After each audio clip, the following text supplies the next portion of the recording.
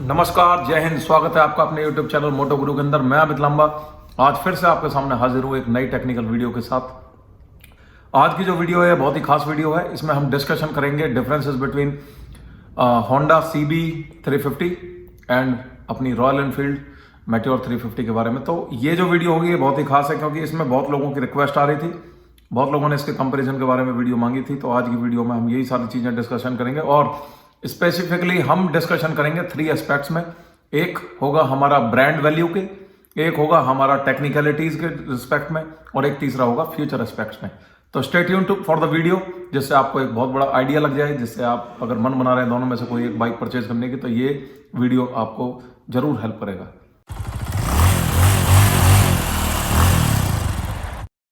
Amit sir, मुझे आप ये बताइए कि दोनों बाइक में से कौन सी खरीदनी चाहिए? देखिए, अभी हम इस बारे में बात करेंगे 3 एस्पेक्ट्स में। जो पहला एस्पेक्ट होगा वो होगा टेक्निकलिटीज, जो कि प्योर टेक्निकल होगा। दूसरा होगा फ्यूचर एस्पेक्ट्स और तीसरा होगा ब्रांड वैल्यू और सपोर्ट के बारे में। अगर हम प्योर टेक्निकल की बात करें तो जो CB 350, और ये मैं अपने व्यूअर्स को भी बहुत रिस्पॉन्सिबिलिटी के साथ बता देना चाहता हूं कि जब भी हम कंपैरिजन करते हैं 2 इंजन के बारे में तो उसके 3 पैरामीटर्स ऐसे होते हैं जिनके बारे में हम ज्यादातर बात करते हैं। होता है टॉर्क, दूसरा होता है उसके RPM और तीसरा होता है उसकी BHP। तो इन तीनों के अगर सेगमेंट में हम कंपैरिजन करेंगे तो आप देखेंगे कि 30 न्यूटन मीटर का टॉर्क जनरेट करती है CB 350 और हम रॉयल एनफील्ड मेटियोर की बात करें तो वो करती है लगभग 27 न्यूटन मीटर का टॉर्क जनरेट करती है at the rate of 4000 RPM। यानी 4000 RPM पे सबसे मैक्सिमम टॉर्क जो जनरेट होगा उस इंजन का वो 27 न्यूटन मीटर होगा और CB 350 का वही 30 न्यूटन मीटर होगा। तो एक इंसान जो होगा वो यही देखेगा, अरे 30 तो 27 से ज्यादा है तो CB 350 ज्यादा टॉर्क जनरेट करती है। ऐसा नहीं है, ये एक मिथ है, इसको अपने दिमाग से बिल्कुल निकाल दें। आप एक चीज समझिए कि अगर मैं 4000 RPM पे एक सर्टेन टॉर्क जनरेट कर रहा हूँ और अगर मैं एक 3000 RPM पे सर्टेन टॉर्क जनरेट कर रहा हूँ, इन दोनों का आप कंपेरिजन कैसे कर सकते हैं? इसका हायर RPM पे टॉर्क देखा जा रहा है, इसका लोअर RPM पे टॉर्क देखा जा रहा है। जब हम इसके लोअर RPM को लेके आएंगे तो जाहिर सी बात है इसका टॉर्क अलग होगा, या फिर हम CB 350 को हायर RPM पे लेके जाएंगे तो हो सकता है इसका टॉर्क बहुत ही कम हो जाए, रॉयल एनफील्ड से भी कम हो जाए। तो टॉर्क को देखने का ये तरीका नहीं होता। दूसरा, आप इसके लोड कर्व को देखिए, लोड कर्व को आप देखिए। उसके बाद मैं सीधी सी एक बात समझा देना चाहता हूं, एक बहुत ही सिंपल वे में समझा देना चाहता हूं कि पावर, टॉर्क और RPM का डिफरेंस क्या है। देखिए, एक लेमैन की लैंग्वेज में समझाना चाहूंगा, ज्यादा टेक्निकलिटीज में नहीं घुसूंगा। आप किसी बाइक से किसी वॉल को हिट करते हैं, आप कितनी जल्दी उसको हिट करते हैं, ये आपका RPM, यानी ये आपकी स्पीड, कितनी जल्दी करते हैं। और आप कितने इंपैक्ट के साथ वॉल को हिट करते हैं, ये आपकी पावर होगी, यानी आपकी BHP। और कितने दूर तक आप वॉल को अपने साथ लेके जाते हैं इंपैक्ट के बाद, ये आपका टॉर्क हो गया। तो टॉर्क एक अलग चीज होगी, पावर एक अलग चीज होगी और आपका RPM एक अलग चीज हो गया। तो पावर जो है वो बेसिकली डिपेंड है आपके टॉर्क के ऊपर। तो अगर हम पावर निकालने बैठ जाएं दोनों बाइक की तो CB 350 की थोड़ी सी ज्यादा रहेगी, लेकिन वो इतना मायने नहीं रखती है। इसकी मायने रखने की वजह क्या है, नहीं रखने की वजह क्या है कि मेरा जो टॉर्क जनरेट होता है किसी भी इंजन का, उस टॉर्क को हम डिवाइड कर देते हैं यूजिंग गियर्स। अगर मैं ये कहता हूं आपसे कि एक मेरी बाइक, यानी बाइक कभी भी टॉर्क जनरेट नहीं करती है, टॉर्क जनरेट करता है हमेशा इंजन। उस टॉर्क को हम डिवाइड कर देते हैं यूजिंग गियर्स। अगर मैं बात करूं CB 350 की कि 3000 RPM पे माना कि वो 30 न्यूटन मीटर का टॉर्क जनरेट कर रही है, लेकिन उस समय पे अगर आपकी बाइक 5वें गियर में होगी तो क्या वो टॉर्क आपको मिल रहा होगा? नहीं, वो टॉर्क आपका डिवाइड हो गया गियर्स के अंदर। हाँ, अगर वो आपका पहले गियर में होगा तो हो सकता है आपको टॉर्क ज्यादा मिल रहा हो। तो higher the RPM, lower is the torque, higher the RPM, maximum is the power. आपको ये चीज याद रखनी है कि मैक्सिमम RPM पे मैक्सिमम पावर जनरेट होती है। अब अगर 4000 RPM पे आपका एक इंजन रन कर रहा है तो वो आपका पावर ज्यादा जनरेट कर रहा होगा 3000 RPM पे चलने वाले इंजन से ज्यादा, उस सर्टेन लेवल ऑफ RPM पे। तो पहली चीज अपने दिमाग से बिल्कुल निकाल दें कि टॉर्क के बेहाब पे आप कंपैरिजन करें तो आप कहेंगे कि 350 ज्यादा स्ट्रॉन्ग है, CB 350 ज्यादा स्ट्रॉन्ग है। ऐसा नहीं है, ये एक इंजन की कैरेक्टरिस्टिक है और इसका ग्राफ चेंज होता है हर RPM पे। तो वो डिपेंड करेगा आप कौन सी गियर में बाइक को ड्राइव कर रहे हो, आपका टीरेन कैसा है, आप पहाड़ पे चल रहे हो तो अलग टॉर्क होगा, नीचे उतर रहे हो तो अलग टॉर्क होगा, लेवल पे चल रहे हो अलग टॉर्क होगा। जैसे मैंने बताया कौन से गियर में चल रहे हो इस पर डिपेंड करेगा, तो आप कंपैरिजन नहीं कर सकते ऐसे। दूसरी जो चीज आती है जिसमें मैं कंपैरिजन करना चाहूंगा दोनों का, वो है डिस्प्लेसमेंट। देखिए रॉयल एनफील्ड का जो इंजन है ये हायर आरपीएम पे टॉर्क जनरेट कर रहा है 4000 आरपीएम पे। इसका मतलब क्या हो गया कि जो आपकी जो कैम है, जो आपका जो एंगुलर वेलोसिटी है, वो आपकी वेलोसिटी आपकी ज़्यादा है एज कंपेयर टू आपकी 350 सीबी। क्योंकि जो आपने देखा, ध्यान से देखें, वो 3000 आरपीएम पे 30 न्यूटन मीटर का, यानी कि आरपीएम जिसके ज़्यादा हैं मैक्सिमम टॉर्क के समय पे, उसकी एंगुलर वेलोसिटी ज़्यादा है। इसकी वजह से क्या होगा कि अगर आपका कैम जो है वो बार बार अप एंड डाउन करेगी, जो इंजन को ड्राइव करती है, उसके आरपीएम ज़्यादा होते हैं। ज़्यादा आरपीएम होने की वजह से उसकी एंगुलर वेलोसिटी बढ़ जाती है, और एंगुलर वेलोसिटी जब आपकी बढ़ जाती है तो आपके इंजन के अंदर हम थंप की जो साउंड होती है वो कम आती है। वहीं अगर डिस्प्लेसमेंट बढ़ा दें, अगर कैम की साइज को बढ़ा दें और वो ज़्यादा ट्रैवल करे, उसकी स्पीड कम हो जाती है, ट्रैवलिंग ज़्यादा हो जाती है, जैसा 350 में आप देख रहे हैं सीबी में, उसकी वजह से क्या होगा, थंप की साउंड आपकी बढ़ जाएगी। तो इंजन की अगर रिफाइनमेंट की अगर हम बात करेंगे, वो वही होगा जिसमें वाइब्रेशंस कम होंगी, जो कि आपको रॉयल एनफील्ड 350 के अंदर मिलेगा as compare to CB 350।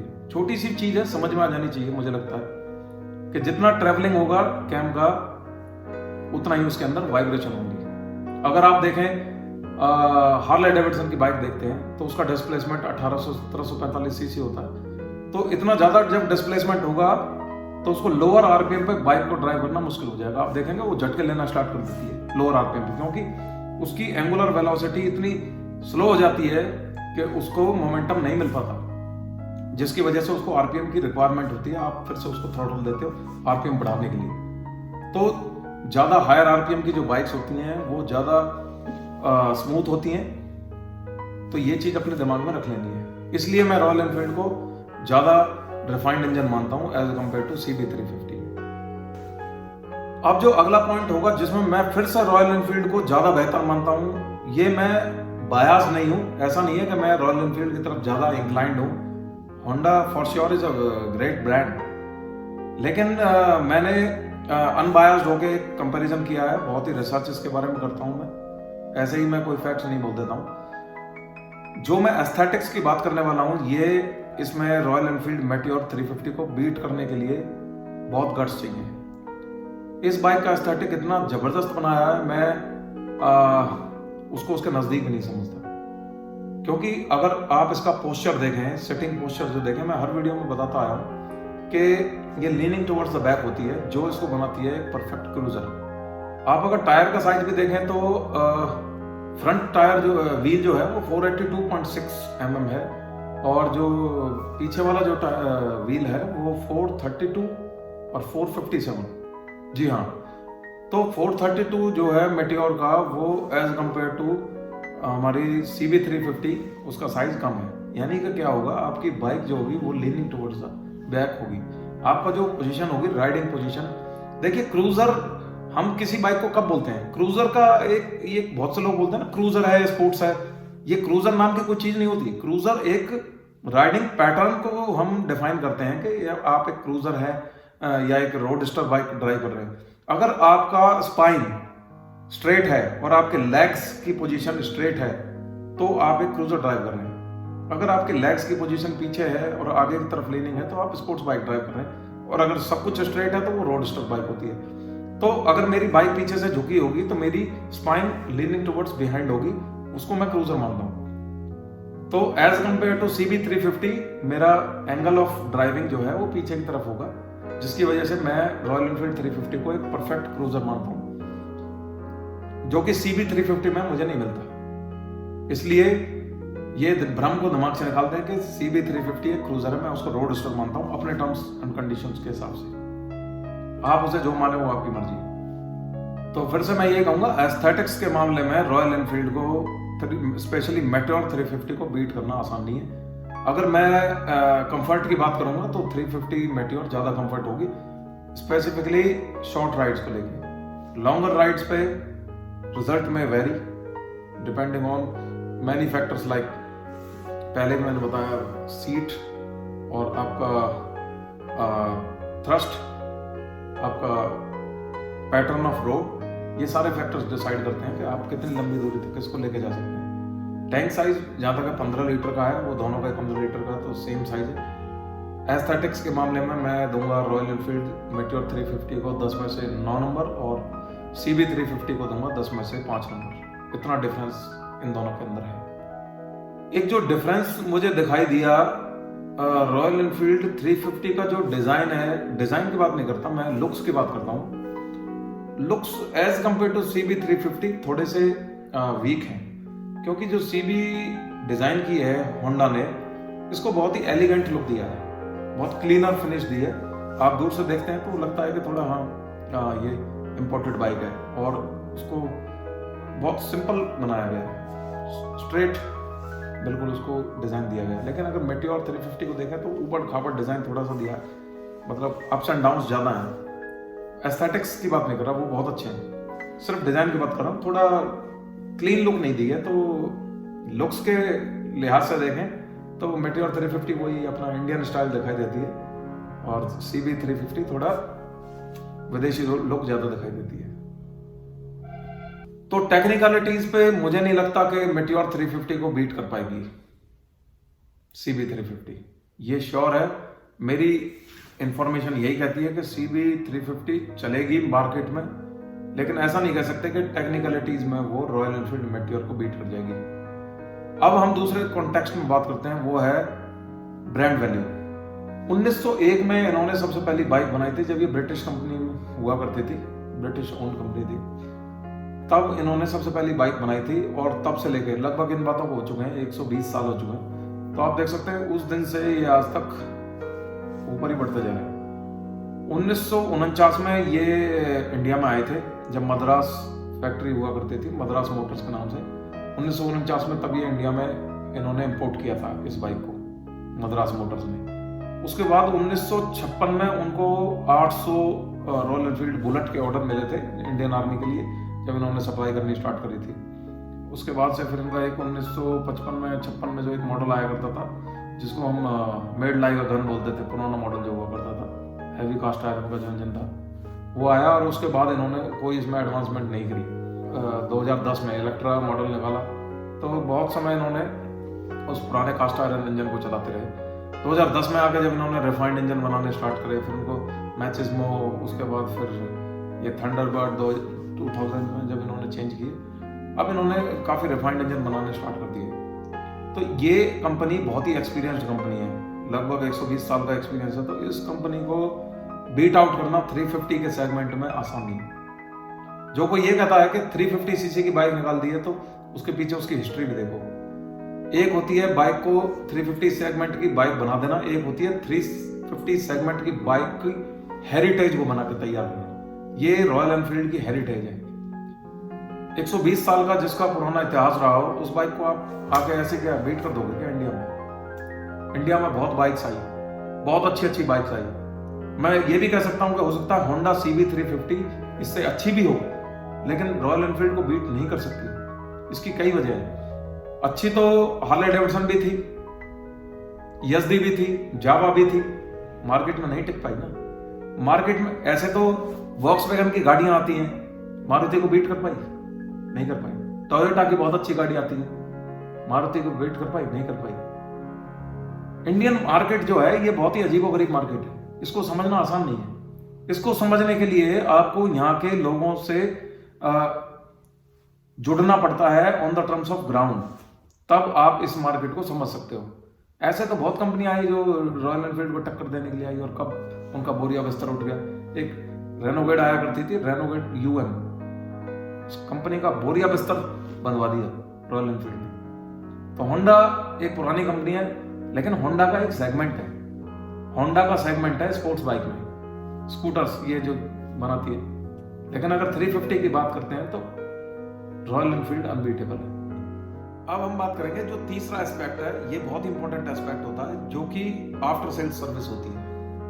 Honda एक नई नवेली कंपनी है, होंडा को नहीं पता मार्केट कैसे चलती है। होंडा ने स्कूटर बेचे हैं अभी, होंडा ने कुछ 2-4 बाइक्स भी बना के बेची हैं। होंडा ने इंडियन मार्केट को अभी नहीं पढ़ा। होंडा को बहुत समय लग जाएगा इंडियन मार्केट को पढ़ने के लिए। जो रॉयल एनफील्ड है, इसका मिस्त्री आपको हर गली, हर चौराहे, हर नुक्कड़ पे खड़ा मिल जाएगा।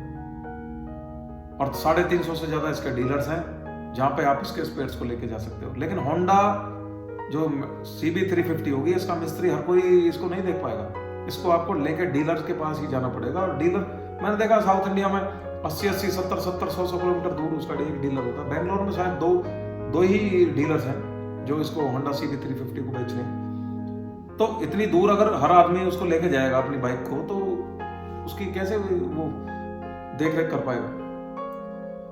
तो मुझे नहीं लगता रॉयल एनफील्ड का, भले ही इसका पेड नेटवर्क है, लेकिन है तो अवेलेबल। एक्सेसिबिलिटी चाहिए पब्लिक को। जो चीज इजीली एक्सेसिबल है उसकी तरफ पब्लिक ज्यादा जाती है।